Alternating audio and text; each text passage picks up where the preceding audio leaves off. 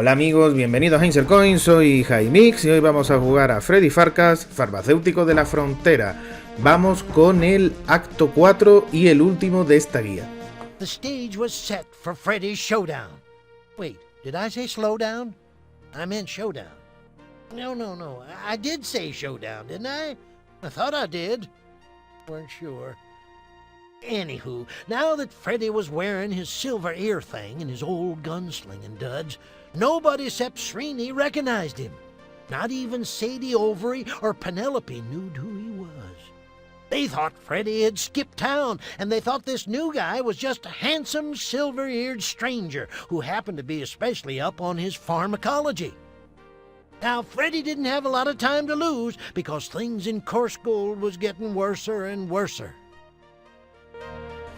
Lo primero que tenemos que hacer en esta nueva entrega de esta guía es dirigirnos hacia el salón y primeramente vamos a hablar con el tipo que está en la barra para que veamos un divertido cameo que aparece con otro de los juegos de Sierra y posteriormente nos vamos a fijar en un jugador de póker que tenemos en la mesa a la derecha.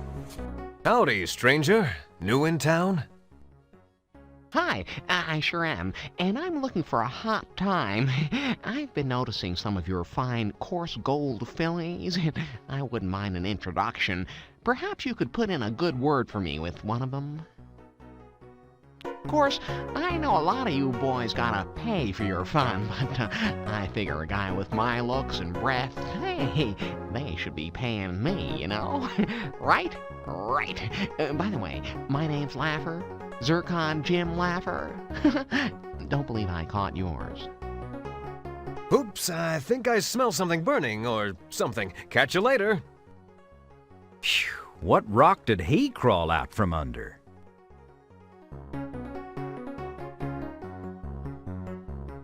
How's the game going, Slick? Who wants to know? Just interested. Well, it's going very nicely, Justin. I've won the deeds to the saloon, the cafe, the school, and several other plots of land. My employer will be pleased. I should have the rest of the town sewn up in just a few minutes. Who's your employer? Sorry, that information is covered under the terms of boss hustler privilege. Pasamos a darle a mirar a la partida y tenemos que esperar hasta que Ases aparezca una mano ahí en medio y la señalemos para indicar que está haciendo trampas. Score! You're cheating. That's a fake left hand. Your real hand is hidden under the table. You've been feeding good cards into your hand and taking away the bad ones. Why, yes, silver-eared stranger, you're correct. Almost. As you see, I have no cards under the table. I only have this. Now turn around, Silver Ear. I think I'd rather shoot you in the back, so I don't have to see that ugly face of yours.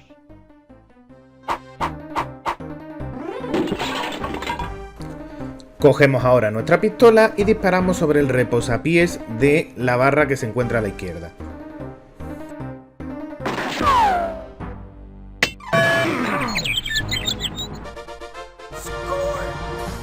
Oh, way! He did it! What a manly man! Riverboat gambler in the corner pocket. Yeehaw! I could have done that if I'd wanted to. I just didn't feel like it. That's all. Now, when the townsfolk caught wind of how Aces had been cheating, the sheriff had no choice but to arrest him and return all the deeds. But wouldn't you know, no sooner had one brouhaha died down than another flared up. Hemos acabado ya con Ases, pero no podemos salir por la puerta principal porque hay un montón de pistoleros esperándonos y perderíamos la partida. Así que nos vamos a ir por la puerta de atrás, subimos por las escaleras de la izquierda, las que están al lado de las habitaciones, y una vez que estemos arriba, colocamos el gas de la risa sobre la barandilla. You encountered dozens of rowdy cowhands from that cattle drive outside of town who are carelessly firing their guns everywhere and frightening, not to mention killing, the locals. They shout, "Let's stampede the women and rape the cattle." Luckily, the rowdy cowboys don't notice you from down below. Let me at those cattle! Let me at those shit. Let me at those cattle! Ahora tenemos que buscar un punto donde podamos disparar al gas de la risa, pero con la seguridad de que no vamos a ser encontrados por los pistoleros. Así que nos vamos por la parte de atrás, llegamos a la zona de la iglesia, nos vamos más a la izquierda y bajamos por la siguiente calle hasta llegar hasta la zona del prostíbulo. Una vez que estemos allí, nos vamos a ir al mirador que se encuentra aquí a la derecha y desde allí podemos ver arriba a la derecha que tenemos acceso a la bombona. Así que disparamos. You take careful aim with your pistol and slowly squeeze off a shot. You did it! You shot off the canister's valve. Score!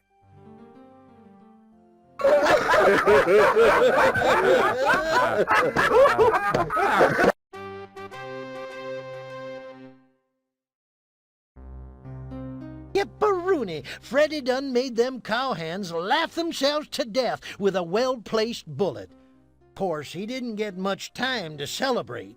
The sheriff and the banker and their unknown employer had figured that the mysterious silver-eared stranger might be just a little too much for them amateur rowdies to handle. So they'd called in some big guns from down south, just as backup, don't you know. Ahora vamos a tener que enfrentarnos a unos nuevos pistoleros y para ello nos vamos a ir simplemente a la calle de arriba y aparecerán directamente los hermanos Lever.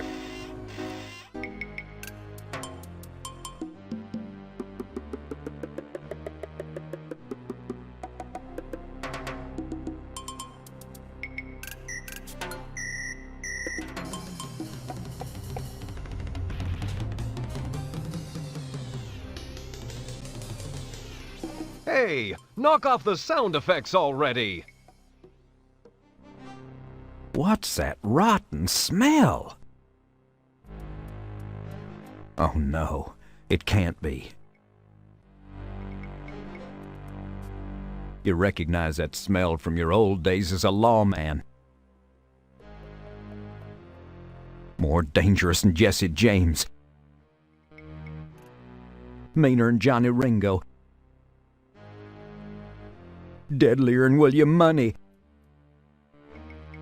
More fun at cocktail parties than Rooster Cogburn. It's the legendary Lever Brothers. Yep, it's us, handsome silver-eared stranger. And we're here to put you 6 feet under. Under what?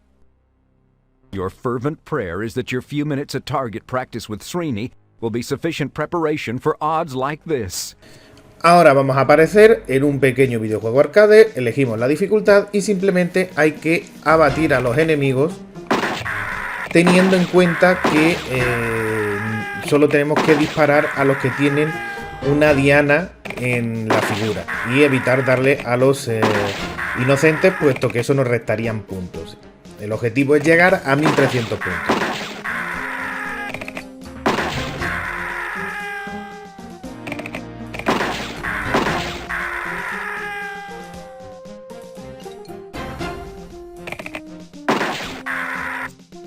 With his refurbished shooting skills, Freddy was able to blast the Lever Brothers to smithereens. Now, with those varmints out of the way, Freddy figured that was the end of the story, that somehow the Lever Brothers was responsible for everything that had been going on in town. But Freddy was wrong. The Lever Brothers had been hired for the task of getting rid of Freddy by whomever had hired the cowhands, and whomever was in cahoots with Sheriff Shift and PH Balance. And no sooner had Freddy's guns stopped smoking than he heard a familiar twang and a few chords of someone's theme music. What was that? Could it be? No. What would he be doing way out here in the middle of nowhere? You haven't heard that chord in years, and yet here it is again, strangely recognizable after all this time. In your heart you know it must be him. And yet... How did he find you? Will he be fooled by your disguise? Does he still eat paste? Kid, I want you out of town by sundown. Well, sure, stranger. I'll be riding out of town well before sundown, leaving your sorry carcass for the buzzards to pick apart. Will not. Will too. Not. Two. N. E. I refuse to play this juvenile word game with you. I refuse to play this juvenile word game with you. What are you doing now, repeating everything I say? What are you doing now? Repeating everything I say? So that's why they call you Kenny the Kid. Because you are nothing but an immature little child, an anal retentive case of arrested development, with an unresolved edible complex and probably codependent to boot. You were a punk when I faced you back in St. Louis, and you're still a punk. Say your prayers, outlaw. Say your prayers, outlaw. Now, cut that out. St. Louis? I didn't know anybody with a silver ear in St. Louis, yet somehow you seem vaguely familiar. Maybe we'll have time to compare yearbook photos. In hell!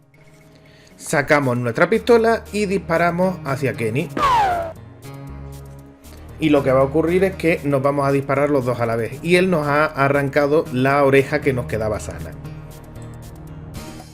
Well, you may have knocked the gun out of my hand, hero, but you couldn't stop me from hitting you anyway.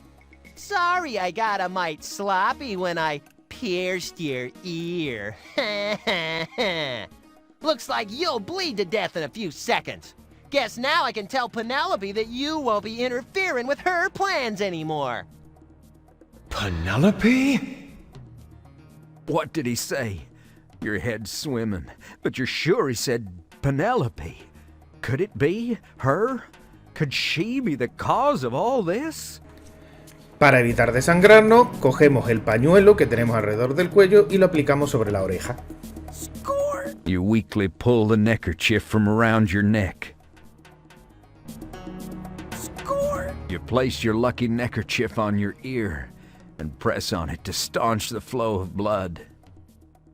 With your last remaining ounce of strength, you pull yourself up and stumble off towards the schoolhouse to see Penelope. Penelope. Penelope the sweet. Penelope my beloved. Penelope the traitor. Freddy dragged his bleeding self over to the schoolhouse. The anger and hurt was just ripping at his gut like a swarm of botflies on roadkill. Only worse, 'cause Freddy, unlike roadkill, was still alive. The schoolhouse door was unlocked for once, and Freddy walked right on in.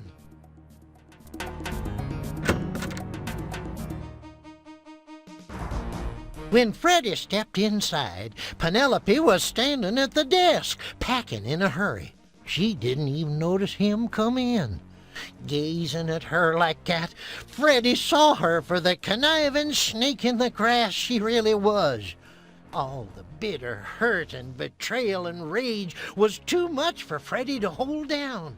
It churned around inside of him and finally welled up, bubbling to the surface in a furious storm of outrage. Hey, Penelope, what gives? Oh! Why, it's you. The silver handsome-eared stranger. Handsome silver-eared stranger, you mean? Oh, right. I thought Kenny had taken care of you. Ha ha ha ha! Are you kidding? He did just the opposite. He hurt me. Just look at my ear. Why, you poor man. You poor, brave cowboy. You're wounded. Here, allow me to tear a strip off my undergarment.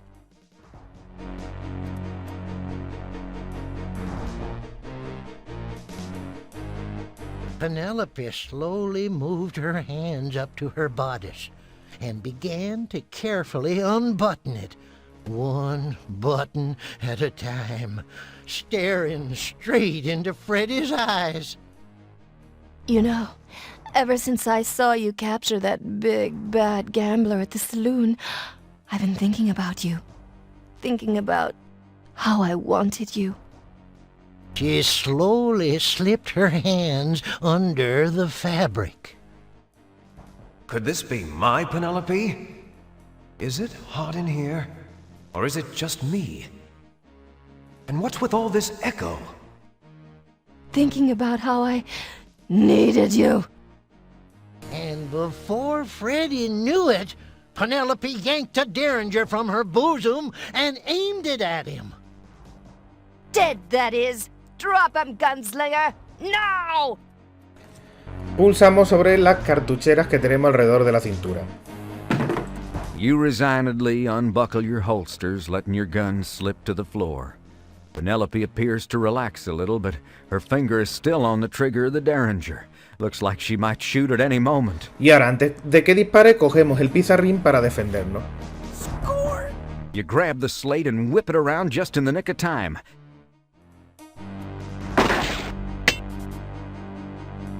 As you bend down to pick up your gun belt, Penelope hurls the derringer straight at your head.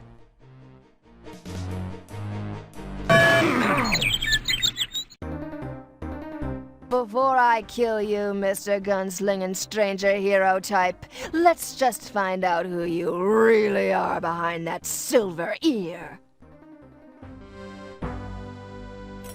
Freddy! You? Yes, it's me! No. Yes, it is I.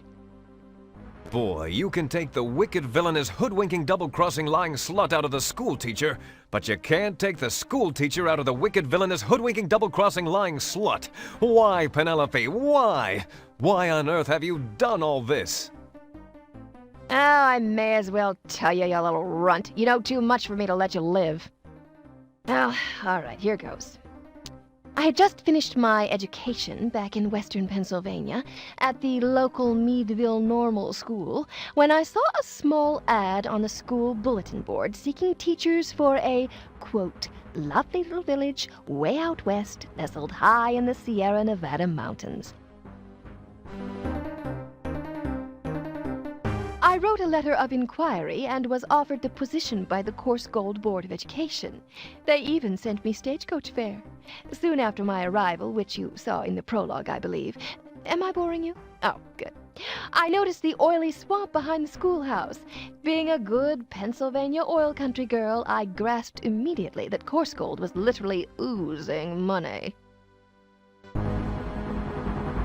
But I could never afford to buy mineral rights on the meager pittance they pay a single, unwed female teacher, so I made a little arrangement with Mr. Balance.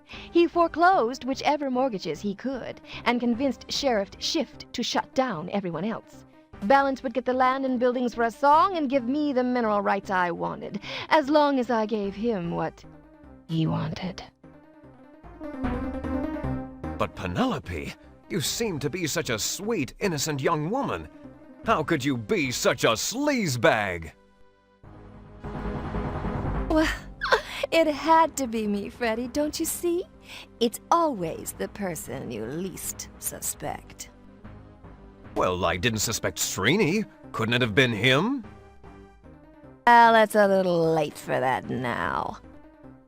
Wait! I really didn't suspect me!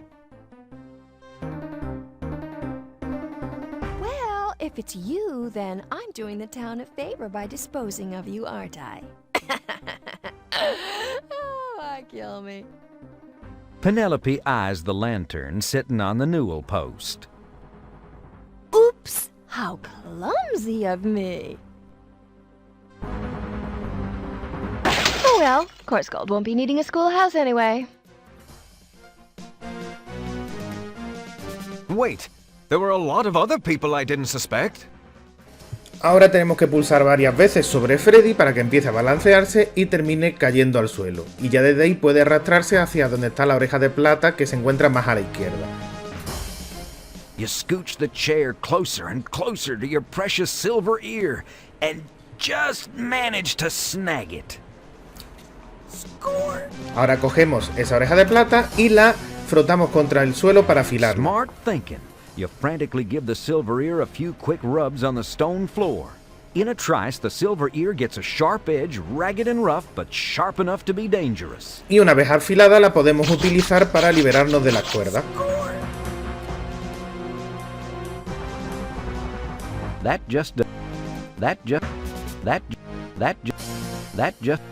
You met.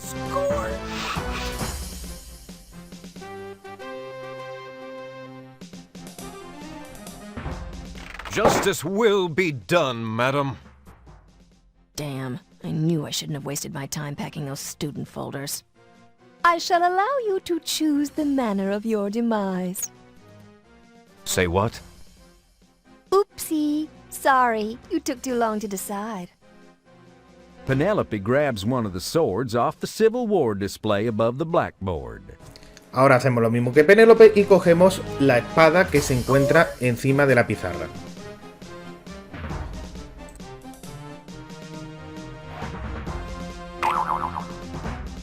Oh dear, I wonder, did I forget to mention downstairs that Meadville Normal had the nation's first female fencing team? On guard. De nuevo pasamos a un nuevo minijuego, elegimos la dificultad y simplemente hay que seleccionar la espada y empezar a golpear a Penélope.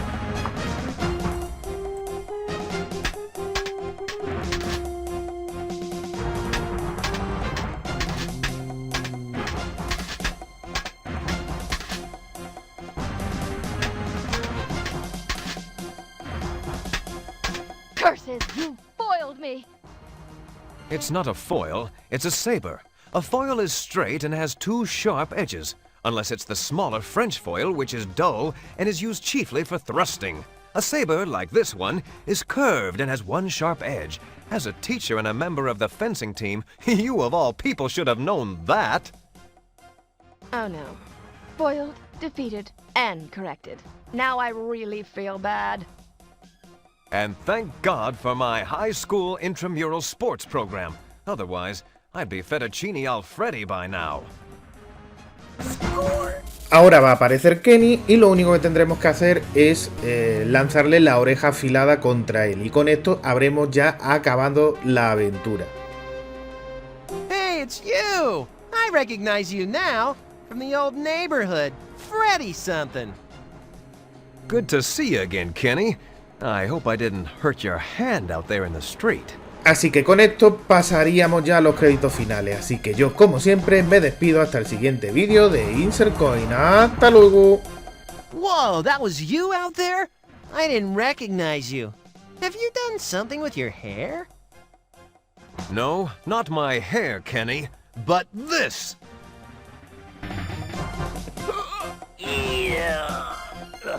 Hurling your sharpened ear like a Chinese throwing star, you whip it at Kenny, catching him right in the throat. Score!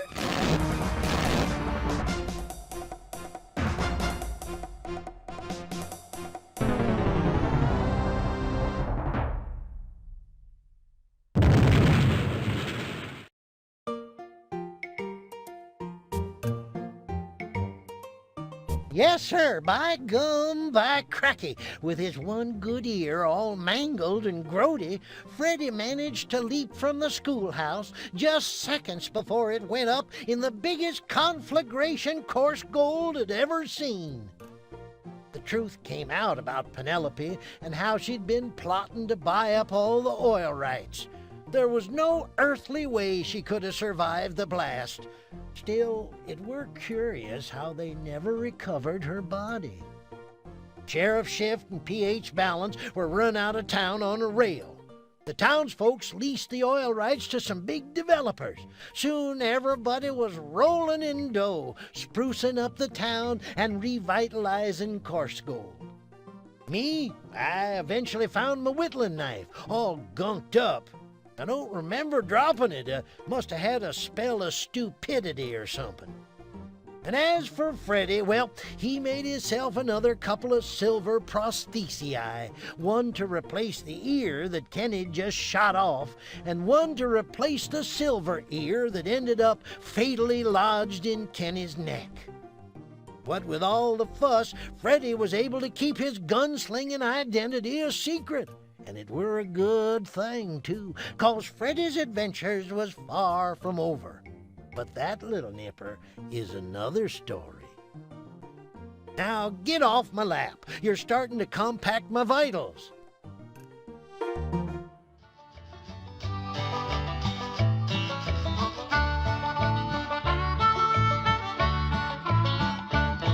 Now the whole town still remembers how the old schoolhouse was blown to embers, though Miss Prim's body was never ever found.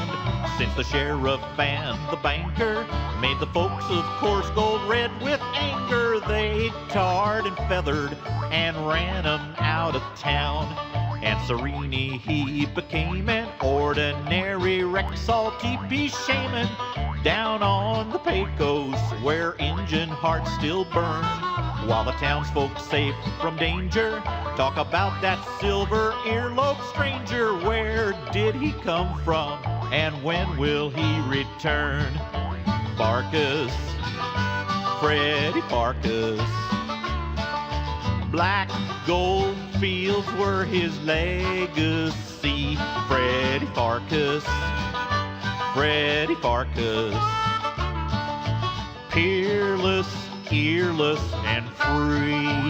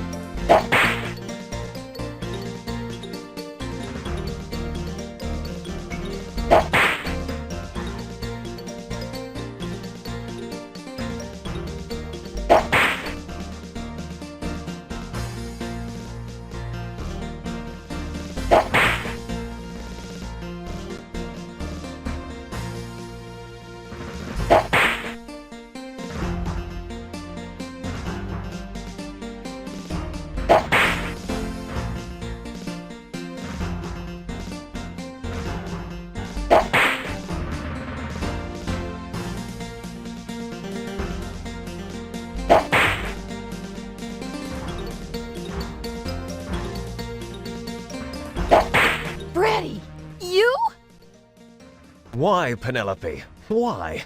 Why on earth have you done all this? I suppose I can tell you. You know too much already, so I can never let you live. I had just finished my education back in western Pennsylvania at the local Meadville. Oh, wait a second, Josh, can I ask you a question? Cut! Shelley, how many times do we have to do this damn scene?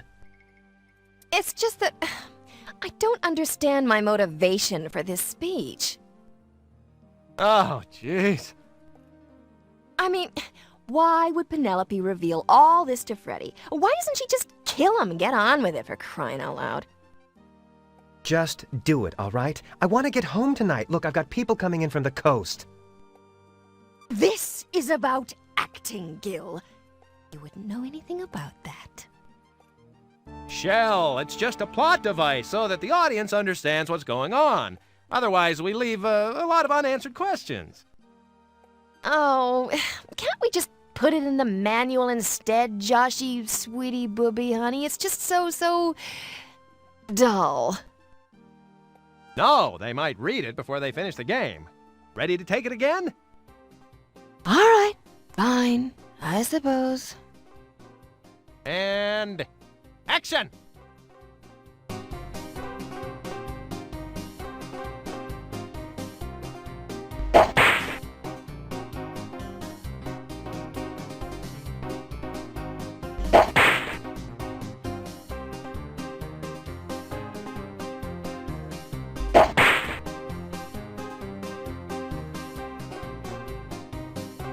Ow! Oh, God. You hit me again! No. You really hit me! Cut! Yes, I'm cut, and I'm bleeding too. I hope it's serious, you little wimp. Excuse me, can I say something here? I am gonna sue. This is what happened to Margaret Hamilton, you know. Where are you bleeding? My finger. You'll never pick his ear with that finger again. Oh, you just shut up, Miss Thing. This is all your fault, you know. Can you suffer through one more take, Gil? Oh, sure, Josho, and I'll just bleed to death. But you'll have your game. That's what you want, isn't it? That's what you really want. That's all this is about. You. All right. Come on, let's do it. What are we waiting for? Come on, people, let's go. All right. Come on, let's do it. What are we waiting for? Come on, people, let's go. We're losing the light. Gil, use the pain. Directed at Shelley. All right.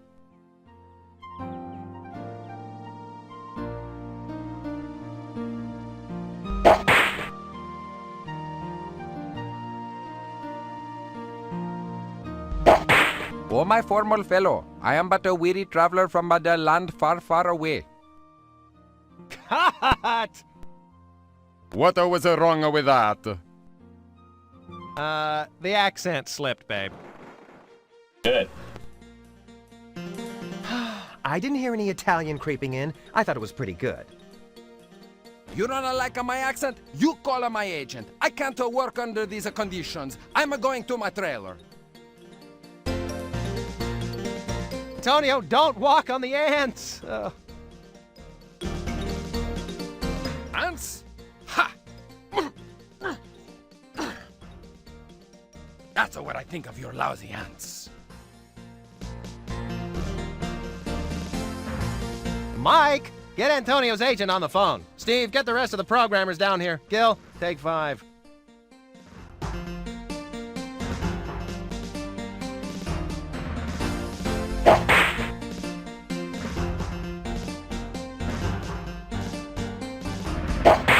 Double, stunt double. Hey, I said stunt double. I'm not gonna do this jump myself. I could break my neck. I'm going to my trailer. Gil, just do it. Oh, yeah, right. Like that's in my contract. My stunt double is supposed to handle this. She can't. She quit yesterday. Oh, really? Why? People, work with me here. Huh? I'm sensing reluctance. Now, please, just do the jump before we lose the assay set, all right? Oh, honey, doesn't this scene take place at night? Well, we're shooting day for night. It's cheaper. The artists will fix it in post-production. Oh, I see. Off the set, Millie! Oh, but I wanted to watch Gil break his neck. Get out! He's nervous enough about doing the scene without you watching him. Ready, Gil? This is ridiculous. I swear, I will sue if something goes wrong. This is what happened to Margaret Hamilton, you know. Just do it. And action! Ow! Workers' comp! Workers' comp! Cut!